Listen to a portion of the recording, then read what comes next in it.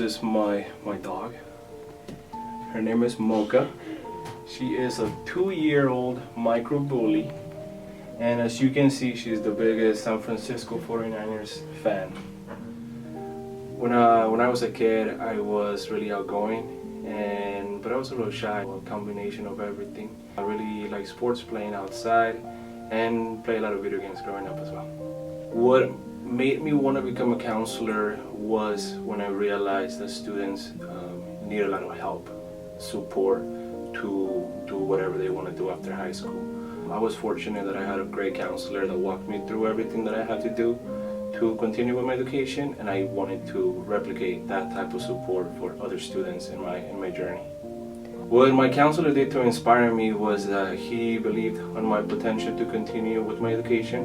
Although at that time I wasn't necessarily sure if I wanted to continue with my educational journey, my counselor was able to inspire me, show me the different ways, and help me understand that I could do the next step. In order for me to become a school counselor, I first went to UC Santa Cruz, where I received my bachelor's in sociology and Latin American Latino studies.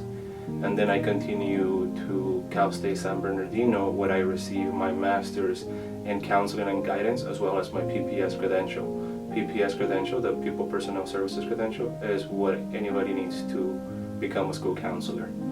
And then after that, worked in different schools, worked in different positions in schools. My biggest obstacle as I went through school, both the undergrad and the graduate school, was to manage my time and life at the same time. I had to work since I started my first year of undergrad all the way to when I graduated from grad school. So working full time, managing time for family, managing time to go to class, do homework, do my assignments, and still have some extra time for my hobbies was the most difficult part.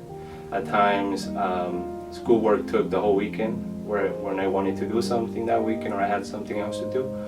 But priorities were set and I was able to manage everything. But yes, definitely balancing life and school at the same time. I managed to overcome the obstacle of multitasking with life and school by setting deadlines, a lot of deadlines, by prioritizing what had to be done and just sitting down and doing it. Although sometimes I wanted to just kind of go halfway, I'll think to myself, well, I'm going to do half of my homework today, half of the homework the next day. I just had to sit down and do it. So I had to focus on my goals and prioritize, and definitely use my calendar. My calendar was my best friend as I was going through school. It is really important for someone in education or in my position to be organized, because we get to manage a lot of different things that we do on a daily basis.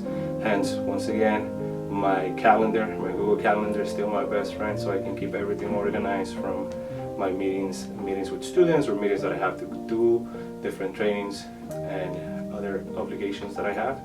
Also notes, try to do my best to keep up with my notes so I can remember every conversation that I have.